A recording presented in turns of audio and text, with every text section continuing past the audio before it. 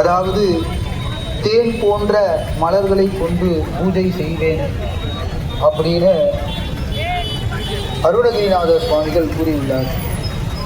அதாவது எருக்கம் பூ என்பது மருத்துவ குணம் நிறைந்தது. சித்த மருத்துவத்தில் சளி, இருமல், மூச்சிறைப்பு போன்ற நோய்களுக்கு இந்த எருக்கம் பூவில் இருந்துதான் மாத்திரைகள் தயாரிக்கின்றன. மேலும் இந்த எருக்கம் செடியில் இருக்கக்கூடிய பால் வாத நோய்கள், பல் நோய் போன்ற மருத்துவ குணமுடையது. இவ்வளவு விசேஷம் பொருந்திய இந்த வெள்ளை எருக்கத்தில் விநாயகர் பெருமானை நமது குலத்தூர் நண்பர்கள் சார்பாக கொண்டிருக்கிறார்கள்.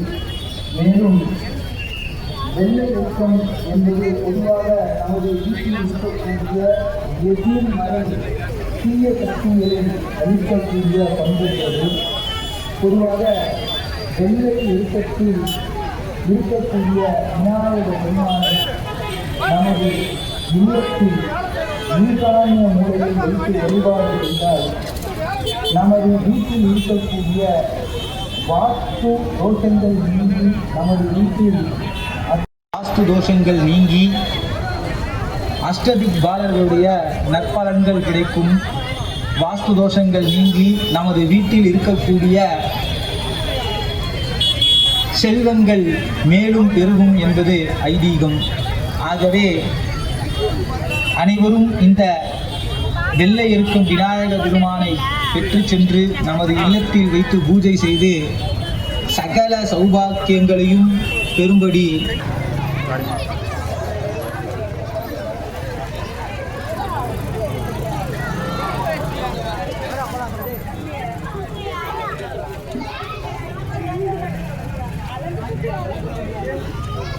குழந்தைகளுக்கு 3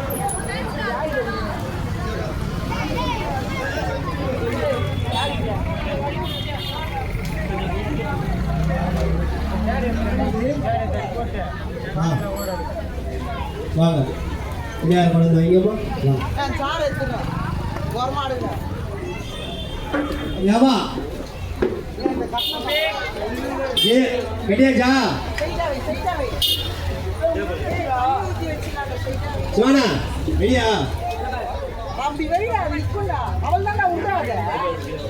குழந்தைங்கள்லாம் விளையாட உற்சாகமா இருக்காங்கண்ணா. இந்த மீசை ரெடி ஆகிட்டு மீசை ரெடி ஒவ்வொன்றா கட்டணும்டா. இந்த மீசனா நம்ம மீசை மஞ்சள் பூசணும். அவர் மட்டும் மஞ்சள் பூசி கம்முடு